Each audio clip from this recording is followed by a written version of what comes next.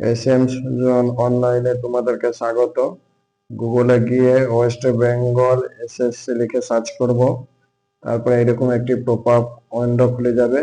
West Bengal SSC teacher and non teacher recruitment অপশনের উপর click করব। তারপর স্কুল সার্ভিস কমিশনের অফিসিয়াল ওয়েবসাইট ওপেন হয়ে যাবে। অ্যাপ্লাই নাও যাব। অ্যাপ্লাই নাও যাওয়ার পর candidate ID, mobile number, password বসিয়ে লগইন করে নেব। লগইন করার পর এরকম একটি ড্যাশবোর্ড ওপেন হয়ে যাবে। এডিট প্রোফাইলে গেলে ফটোটা, জেন্ডার, নাম, ডেট অফ বার্থ এডিট করতে পারবো। আমরা কাস্টটা আপডেট করব, তার জন্য এডিট ক্যাটাগরি অপশনের উপরে ক্লিক করব। ক্লিক করার পরে এরকম একটি পপআপ খুলে যাবে। I agree to update my caste category, এই বক্সে ক্লিক করব।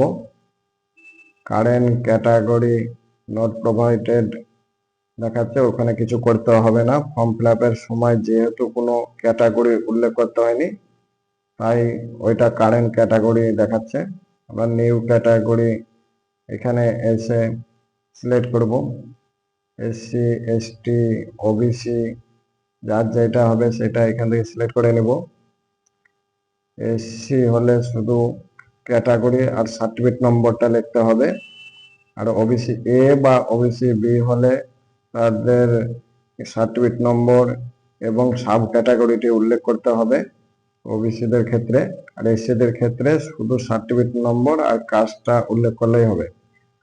এবার কেউ যদি ওবিসি এ থাকা বিতে গেছো বা এ থাকা বিতে এসছো, তাহলে তোমরা দেখে নেবে তোমাদের সাব ক্যাটাগরি তো এতে আছে না বিতে আছে, সেই হিসাবে তোমরা এ বি করবে।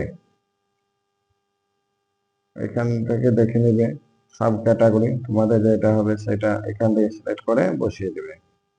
আর তোমাদের কাছে যে সার্টিফিকেট আছে সেই সার্টিফিকেট নম্বরটাই দিবে।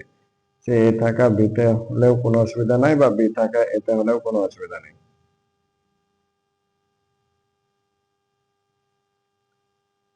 সার্টিফিকেট নম্বর, সাব ক্যাটাগরি সিলেক্ট করার পর সাবমিটে ক্লিক করব।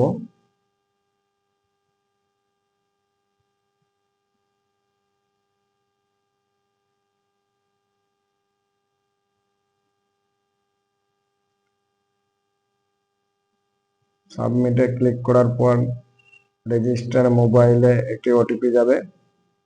ওটিপিটা এখানে বসিয়ে দিলে কাস্ট ক্যাটাগরি আপডেট সাকসেসফুলি লেখা শো করবে। ওটিপিটা সঠিক দিতে হবে। সঠিক ওটিপি দিলে automatic caste category update successful নিয়ে নেবে। আপডেট সাকসেসফুল হয়ে গেছে। তারপর আবার ড্যাশবোর্ডে চলে যাব।